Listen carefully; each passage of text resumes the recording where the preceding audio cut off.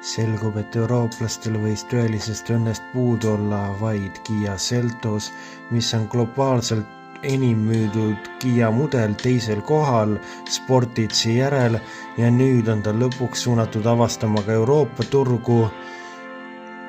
Kõigest sellest lähemalt juba peagi. Tere tulemast taas kord kaasa elama Naisluksuri proovisõidu saatele. Uus Kia Seltos näeb välja ju päris moodne.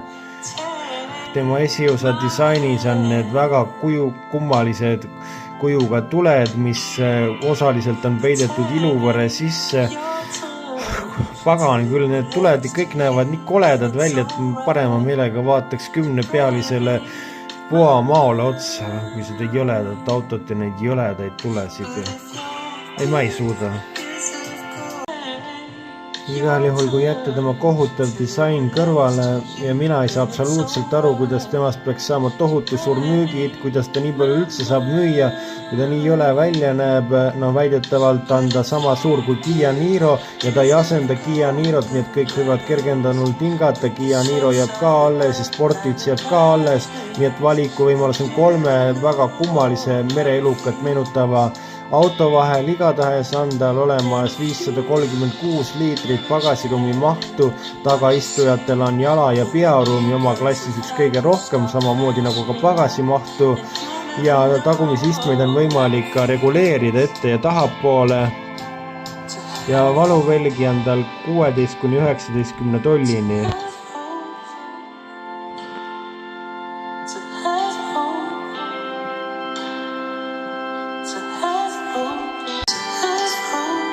Kummalisel kombel võib interjööril isegi paar komplimenti teha ilma sarkasmita.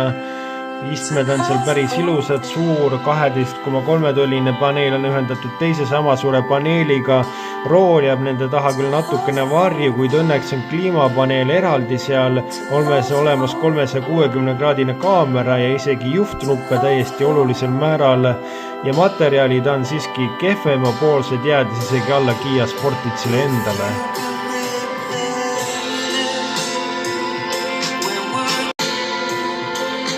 Mootoriruumis erilist valikut sul ei ole, valida võimalik sul esiveo või nelikveo vahel, aga alati on aiste vahele rakendatud 1,6 liitrine turbobensiin, millel siis kas esiveo puhul 150 või nelikveo puhul 180 hobujõudu anda ka alati hübriid, ühendatud ta 6-käigulise klassikalise automaadiga ja isegi odavama versiooni puhul antakse sulle manuaalkäigukast. Tema hinnad algavad 29 200 eurost ja kruvivad välja ligemale 50 000 euroni. Kui tema kole disain välja jätta, jõuetud mootorid välja jätta ja igasugune täiesti üllatusteta tehnoloogia välja jätta, no siis ma ei saa aru mitte mingit mõtet, miks sa peaksid selle auto endale ostma. Aitab küll ju. Igatahes selline mõttetu leiutis on Kia Seltos, kohtumidega juba nädala pärast seniks kohtumiseni ja liigelda ikka turvaliselt.